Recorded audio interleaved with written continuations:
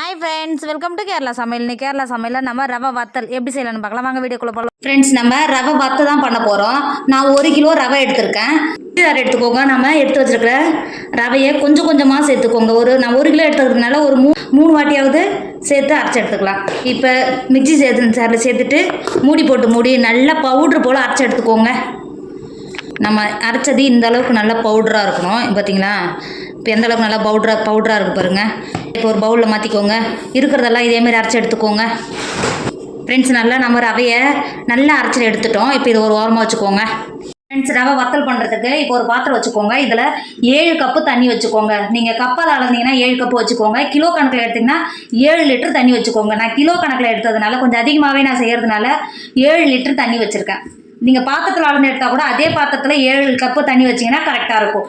இப்போ நல்லா தண்ணி வச்சு ஓரளவுக்கு நல்லா கொதிக்க ஆரம்பிச்சிச்சு பாருங்கள். தண்ணி நல்லா ஆவி வர ஆரம்பிச்சிச்சிங்களா? இந்த ஸ்டேஜில் நம்ம ஏற்கனவே நல்லா அரைச்சி எடுத்து வச்சுருந்தோம்ல ரவை, அது உள்ளே சேர்த்துக்கோங்க. சேர்க்கும் போதே நல்லா கிண்டி கொடுத்துக்கிட்டே இருக்கணும். அப்போ தான் கட்டி எதுவும் ஆகாத இருக்கும்.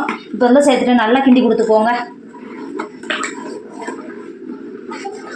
நீங்கள் சூடாக இருக்கும்போது நல்லா கொதிக்கும் போது சேர்த்திங்கன்னா மட்டும்தான் ரவை கட்டிப்படாமல் நல்லா வெந்து வரும். இது நல்லா வறுத்துட்டு தான் செய்யணும்னுலாம் அவசியம் கிடையாது. நீங்கள் வறுத்த ரவையாக இருந்தாலும் வறுக்காத ரவையாக இருந்தாலும் எடுத்துகிட்டு தண்ணி கொதிக்க வைக்கும்போது ஊற்றுனீங்கன்னா பாருங்க, இப்போ கட்டி எதுவும் இல்லாமல் நல்லா கலந்து வருது பார்த்தீங்களா? இப்போ கை விடாமல் நல்லா கிண்டி கொடுத்துக்கிட்டே இருங்க. நீங்கள் கை விட்டீங்கன்னா ரொம்ப இதாகிடும், கெட்டி ஆகிடும். கை விடாமல் கலந்து கொடுத்துக்கிட்டே இருங்க. நல்லா ரவை நல்லா வெந்து வர வரைக்கும் கை எடுக்காமல் கலந்து கொடுத்துக்கிட்டே இருங்க.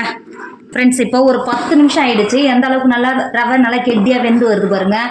இப்போ நம்ம இன்னும் கலந்து கொடுக்க நல்லா ரவை நல்லா வெந்து நல்லா கெட்டியாகி வரும். இப்போ கைவிடாமல் இதேமாதிரி கலந்துக்கிட்டே இருங்க.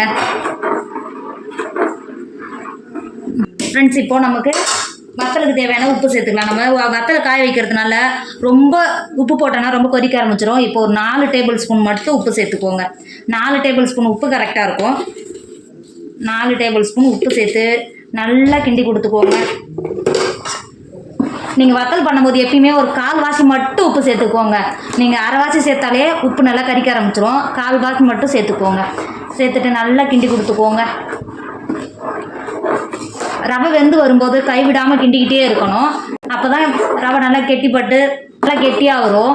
நீங்கள் கைவிடாமல் கிண்டிக்கிட்டே இருக்கும்போது கட்டி எதுவும் இருந்தால் கூட நல்லா நம்ம கலந்து விட அந்த கெட்டியும் உடஞ்சி நல்லா கஞ்சியாகி வெந்து வரும்.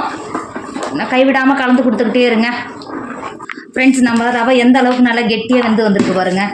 நம்ம சேர்த்த தண்ணி மட்டும் நீங்கள் எந்த வத்தல் பண்ணாலும் தண்ணி மட்டும் கரெக்டாக கணக்கு வச்சிட்டிங்கன்னா நமக்கு வத்தல் நல்லாவே வரும்.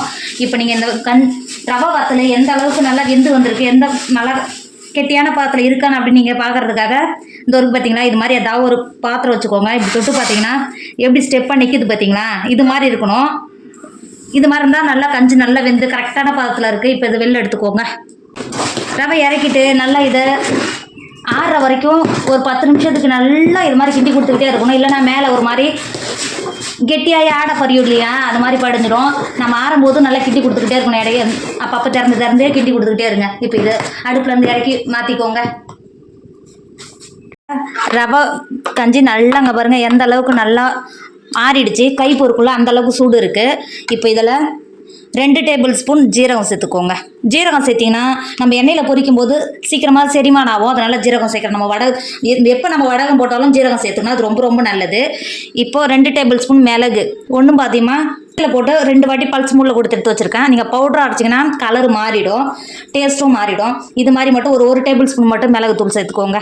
மிளகு தூளால் ஒன்றும் பார்த்தீங்கன்னா நசுக்கி எடுத்து வச்சுருக்கோம். அந்த மிளகு மட்டும் தூவிக்கோங்க. இப்போ ஒரு கைப்பிடி அளவு நல்லா மல்லித்தழையை கட் பண்ணி வச்சுருக்கேன், உள்ள சேர்த்துக்கோங்க.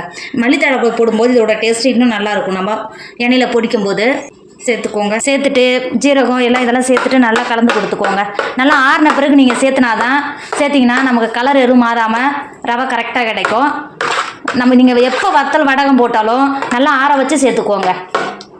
நல்லா கலந்து கொடுத்துக்கோங்க.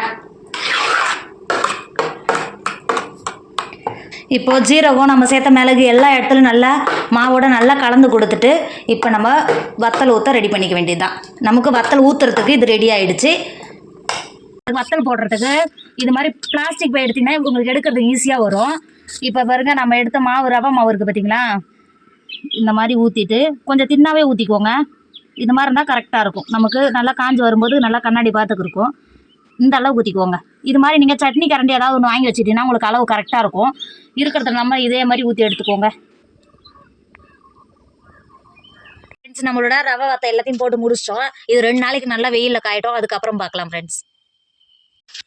நம்மளோட ரவை வத்தை பாருங்கள் எந்த அளவுக்கு நல்லா காஞ்சிருச்சு. நான் காய வச்சுட்டு போய் திரும்ப வந்து பார்க்கவே இல்லை. அதனால நல்லா காற்றுல உள்ளே நல்லா காஞ்சி போய் உள்ள கும்பல் நமக்கு எப்படி கூட்டி வச்சோமோ அது மாதிரியே இருக்குது. இது நமக்கு வெயிட் இல்லாதனால காற்றுல பறக்கவும் இதுக்கப்புறம் இது நல்லா காஞ்சிருச்சு பாருங்கள். இப்போ இதை நல்லா வாரி ஒரு ஸ்டோர் பண்ணிக்கோங்க. ரவை வச்சு கொஞ்சம் வத்தல் பாருங்கள் சூப்பராக இருக்குங்களா. இப்போ பொறுக்கி சாப்பிடும் போது அவ்வளோ ஒரு சூப்பராக இருக்கும். இது ரசம் சாதம், சாம்பார் சாதம் இது கூட வச்சு சாப்பிடும்போது அவ்வளோ ஒரு டேஸ்ட்டாக இருக்கும். ஃப்ரெண்ட்ஸ் இப்போது ஒரு வானலில் எண்ணெய் வச்சு எண்ணெய் நல்லா சூடாகிடுச்சு.